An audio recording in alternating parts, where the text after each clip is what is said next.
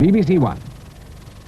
The Late Show would like to express its gratitude to the United States Central Intelligence Agency, without whose financial assistance this series would have been impossible.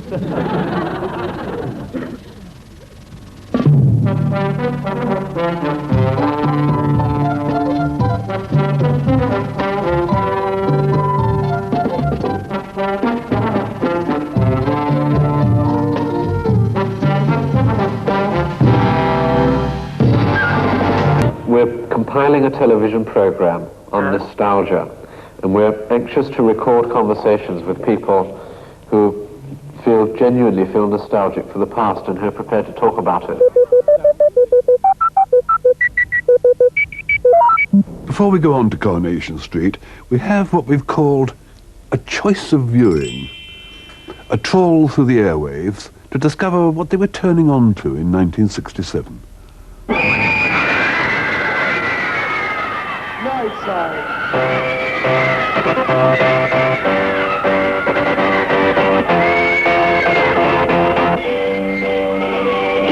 I mean, this is London, Florence, 1967, swinging London, young, gay, and God bless my soul. Albert, really? It makes me feel very young, Florence. Obviously, dear. Doesn't it you? No, I'm afraid not. I thought we were going home by bus. I've got a dreadful blister on my right heel. Well, that settles it. Tomorrow morning I shall go to Carnaby Street and get myself a very tight pair of trousers. Albert, have you been taking those pills? What pills? Oh, you had me worried for a moment. I see what you mean. Yes, I've been taking my pills for insomnia, if that's what you mean. Did you take any this evening? Yes, as a matter of fact, I did. I took a couple just before we came out.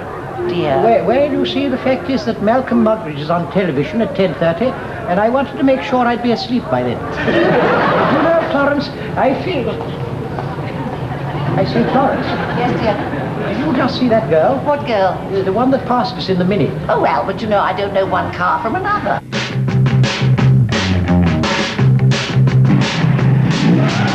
Well, tremendous excitement down here in the contest arena. We've now moved outside onto the hardcore racetrack for the Mini Jelly Rally.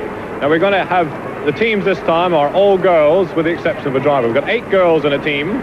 We've given them a Mini, and they've also got a driver already in the car, all revved up. They're going to take the Mini up a course of obstacles. It's a pretty stiff obstacle course, a lot of turns, rights, lefts, and centres.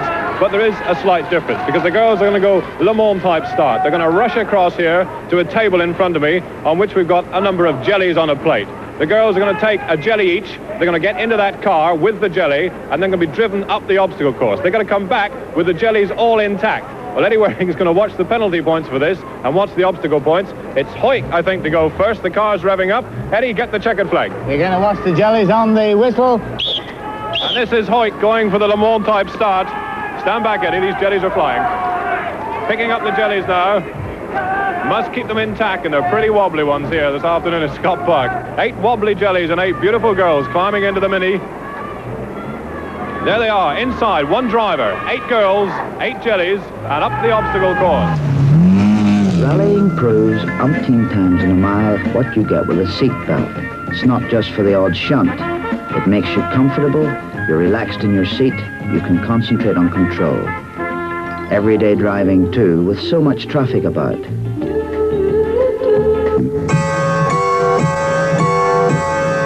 It's not just for the once-in-a-lifetime shunt. It's for everyday comfort. You can't do much to get away from the traffic these days. Be like Paddy Hopkirk. Wear your seatbelt always. You know it makes sense. 1 minute 7 seconds to beat. 1 minute 7 to beat, and the clock ticking up now. Out they come. Watch these jellies carefully.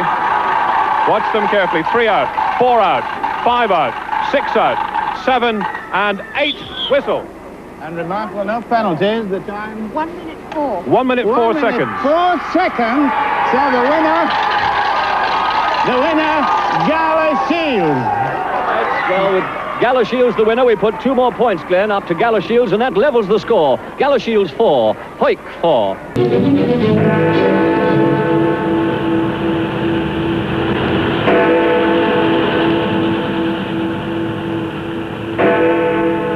In this suitable setting, the TSR-2 returns. A young designer in Pimlico, Falcon Stewart, has produced an autumn collection of costumes made out of components from the scrapped aircraft. Here, Beverly wears a dress studded with printed circuits from the plane's flight control mechanism. It comes in yellow ochre, dove grey and burnt sienna. Suitable for city wear, Falcon calls it defense mechanism. Futuristic flower people might find this idea rather fetching. It's Beverly again, wearing a TSR two-piece called High Resolution. Of cooling fans, dynamically situated, and a stainless steel wraparound hydraulic hosepipe.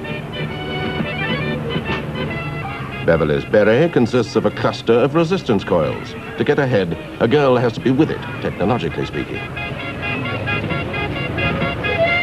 Undercarriage up.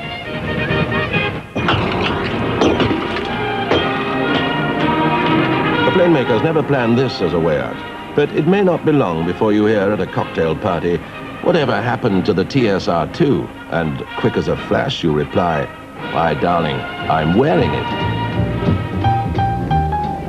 Late night lineup, as you can see, looks rather different tonight. We're not in our usual lineup studio. We're taking a night out to celebrate this, our 1000th edition. Everyone who works on Late Night Lineup is here with many of our friends. Good evening. Good evening. Right, switch off your sets, ladies and gentlemen. This is about it, right? Who would have thought 1,000 years ago that we would be sitting here today on the millionth anniversary of Late Night Lineup for LNMRSNUP, as it's known to intimates and sophisticates all over the world. I don't know who would have thought, Pete. But I think we must proffer a heartfelt congratulations to Mr. David Attenborough here. Bless his heart. Bless his heart. Bless his cotton socks. Who moved on from the heady world of making wonderful documentary films about the mating habits of Almond and Michaela Dennis to pioneer a system of television unrivaled throughout the whole human world, not to mention Anne's.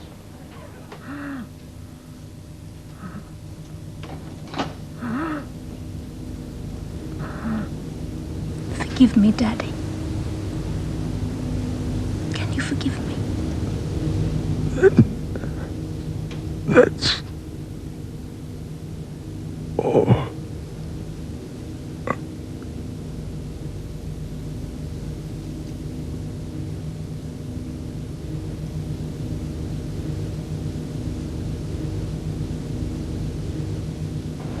Watching Soames tonight in one of the most touching death scenes I've seen on television for a long time, I wondered whether you found him more rewarding to play as an old man than as a young man.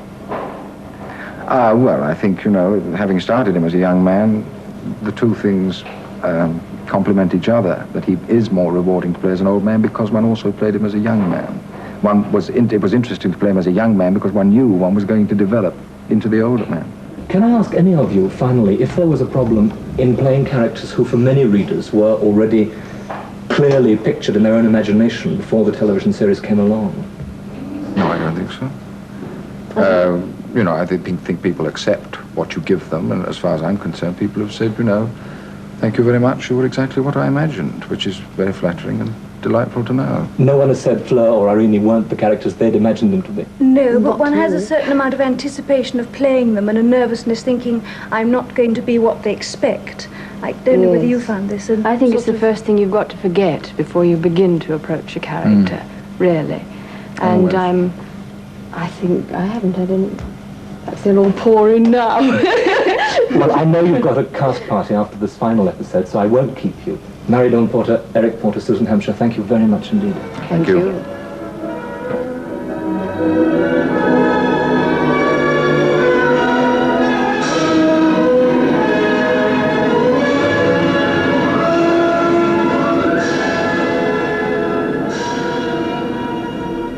The stars of the Forsyte saga were interviewed there by an eager Sheridan Morley as soon as they'd finished recording the final episode, giving the impression that Soames has miraculously returned from the dead, and in colour. After the break, we're all invited to the wedding of Elsie Tanner. Here Comes the Bride. And such was A Magnum for Schneider, starring Edward Woodward as a kind of down-market non-James Bond, an unsmiling and cold British Secret Service hitman who's aided by an offensively smelly sidekick, the appropriately named Lonely, played by Russell Hunter. Needless to say, the Magnum turns out not to be champagne, but a large and deadly revolver.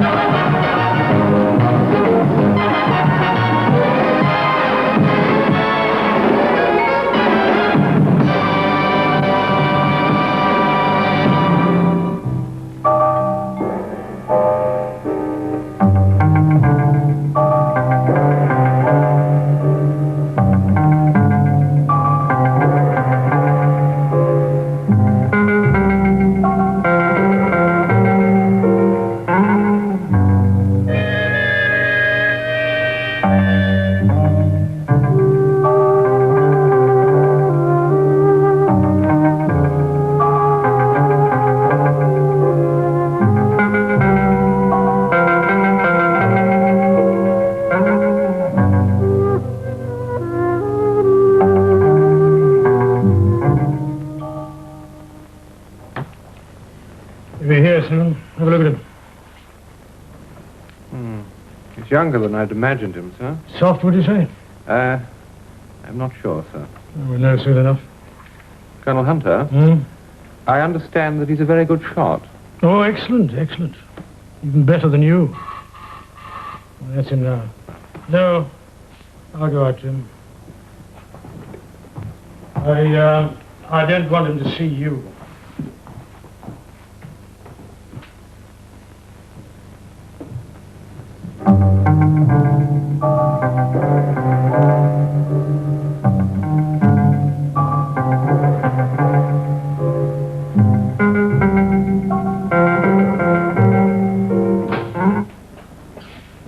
Callan?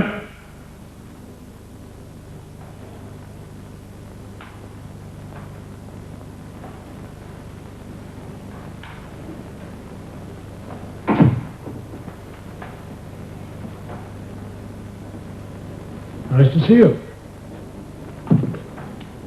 Hello. I gather you're not too happy in your present employment.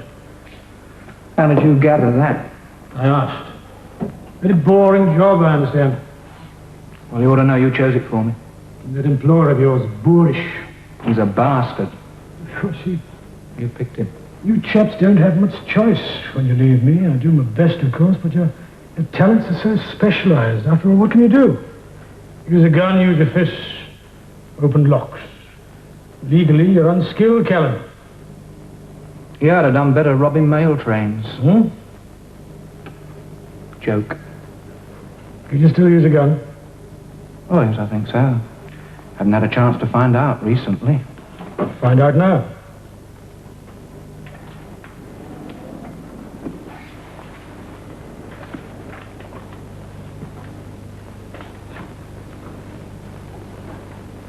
Tools of the trade. I used to like my trade.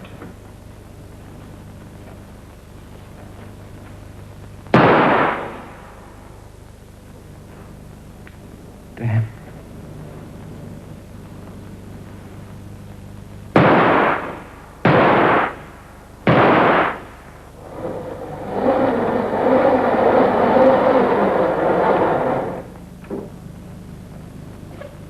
One miss, 3 balls. I must be getting rusty. You'll do. Better than wholesale groceries, eh, Callan? You want me back, sir? I didn't say that. You've always been a problem to us, old son. I mean, you fight well, you shoot well, you could always deliver the goods. But after all, what's my section for? Getting rid of people. Exactly. Bribery, frame-ups, deportation. Yeah. If there's no other way, yes. Now, the judge and jury and I was the executioner, eh? In the last 7 years, I've had 10 people killed. You did 2 of them. They all had to die, Callan. If they hadn't, they would kill too many innocent people themselves. And that's what security's for. Protecting innocent people. Yeah, I know. Of course you do. You worried about the innocent. I like that. You also worried about the men you killed. So I had to let you go. Or perhaps I've changed. Because of 6 months in a boring job with an unpleasant employer, I doubt it very much. No, if you're soft, you're soft. And nothing can alter that. Why did you send for me? Well, if you have changed, I want you back. But I have to be sure. Oh, we're stuck, aren't we? No. There's a job I want done. It's urgent, very urgent. You could do it very well, if you have the guts. You want me to kill somebody? I want more. I want you to do it on your own. No help from the department, not even a gun. I want you to do the whole thing on your own. Well, why? I have to know that you've changed, Callan. I mean, people like you get battle fatigue, they crack. You look all right, but I have to be sure. I want proof. Who is it? It's a bad one. It won't be easy. Red cover, eh? Now you remember my firing system, eh? Oh, yeah. Yeah, I still have nightmares about it. Now, if a bloke joined the wrong party, he got a blue fire. If he was under surveillance, he got a yellow one. And if he was dangerous, I mean really dangerous, he got a red one. He usually got killed as well. Your whole bloody world is in primary colours. It's funny, but I nearly always got the red ones. You had a talent. Yeah. All right, what's this one done? Never mind, he's in a red file. He won't be in London for long, so you'll have to be quick. My Schneider? You know him then? Yes. Yes, he's got the office across the hall from us. Now, there's a coincidence for you. Well, he has to die. You're the man for the job. What's he done? Never mind what he's done. You're always asking for reasons. That's what makes you weak. Schneider's in a red file. That's reason enough. Well?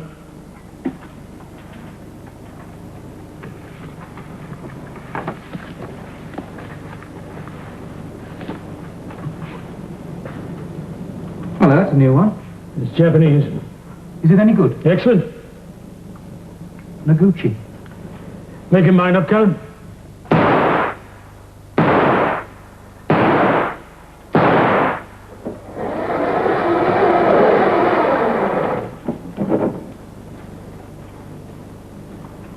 Four balls. Yeah, I know.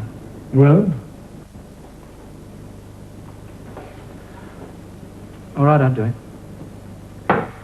Good. You have a week.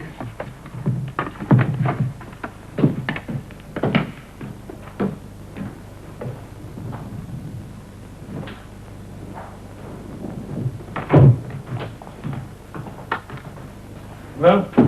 He's a damn fine shot, sir. I know that, but what killed Schneider? Well, I didn't like the way he kept asking questions. Why don't you leave Schneider to me, sir? Callan's a better shot. A very resourceful young man. Sir? Oh, so are you, but I want you to cover Callan, see that nothing goes wrong. I mean, if he delays too much, you may have to kill Schneider yourself. And Callan, sir? Well, if you're so resourceful, you can surely put the blame on Callan. Because you see, Mears, I don't want the section involved.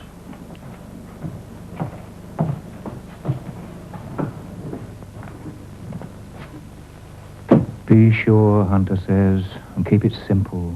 Simple man, simple gun, simple murder. Bang, bang, bang. Oh, really? Terribly sorry. I just didn't see you coming as I was coming along the corridor there. Right, you are. There we are. Thank you.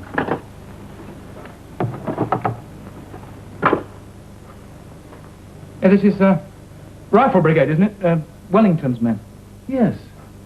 Do you know this one by any chance? Oh, yes, that's a Polish Lancer, the enemy. And this? King's German Legion. My favorite, Mr.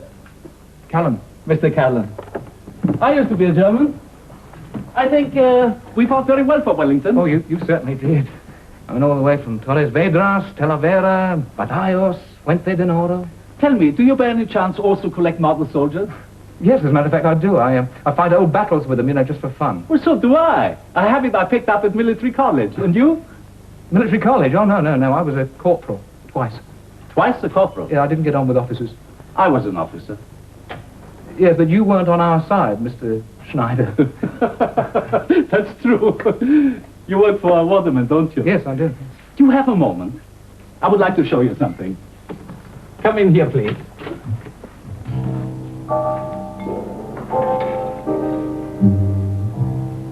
Over here. What do you make of this? Huh? What do you say? Oh, that's marvelous. That's the rifle brigade, isn't it? I mean, Crawford's men. Excellent. Perfect. And in the middle? Gun and Limber, Royal Horse Artillery. They joined Wellington at Talavera, right? Yes, yes. May I? Yes, by all means, go ahead. Thank you.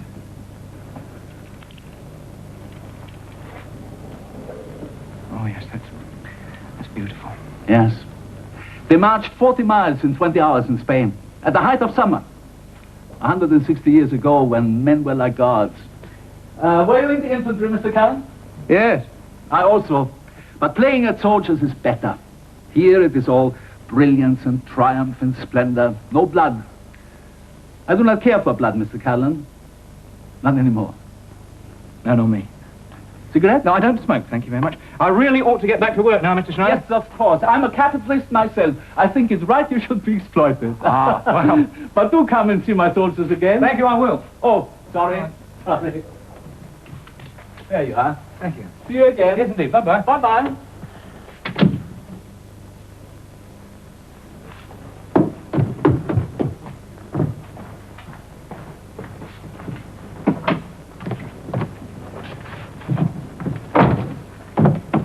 What time is this, might I ask? 2:08. What time does your lunch hour terminate? 2 o'clock. There are only the two of us. My place is in there, not waiting in the outer office for my assistant to honor me with his presence. Yes, Mr. Waterman. And what does that mean? It means that your place is in there and my place is out here because I am a peasant. You are. You are indeed. I'd like the Owen invoices completed for this evening. You can have them now if you want them. You can be industrious when you do come to work. Oh, that's the peasant in me, you see. I know nothing but toil. I thrive on curses, and kindness is beyond my understanding. Then it's just as well I employ you, isn't it? I want the Johnson Stores account for tomorrow morning. Yes, Mr. Waterman. Sir.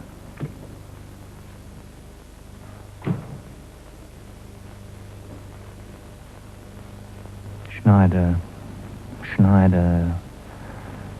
Yeah, Schneider seemed all right.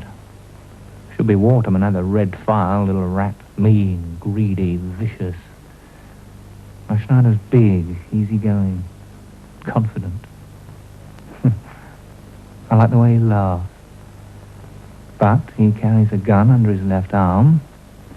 Got a damn good burglar alarm, too. And that lock on his door won't blow open either. I wonder what the hell he's done.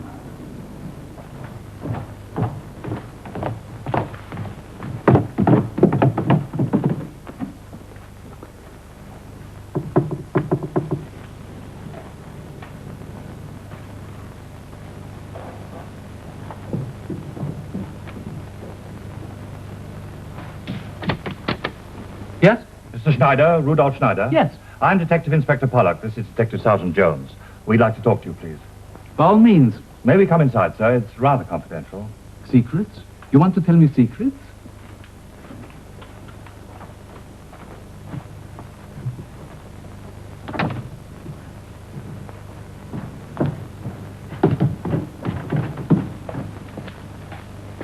A hobby. It may seem a little childish to you, gentlemen, but hobbies have that effect on grown men. Sit down, won't you? Well, what do you want to tell me? Nothing, sir. It's more like ask you, really. You want my secrets? Yes, sir. Remember, I'm a businessman, Inspector. What exactly is your business, sir? I import and export. What? Anything. Anything at all that I can buy cheap and sell dear. Where, sir? Which, the buying or the selling? Both, sir. See for yourself. Chile, Switzerland, Canada, Morocco, South Africa, Portugal, Monaco. Anywhere at all, my dear chap. Forgive me. I'm such an untidy fellow. Did you ever export to the Indonesian Republic, sir? I think not. It would take me some time to check. If only I had the system. Ever import from Japan, sir? Oh, yes, all the time. What exactly, sir? Oh, motor bicycles, transistor radios, cameras, and novelties. Novelties? Now I understand. You think I import pornographic novelties. No, no, gentlemen. It's all simple vulgarity for the Christmas trade.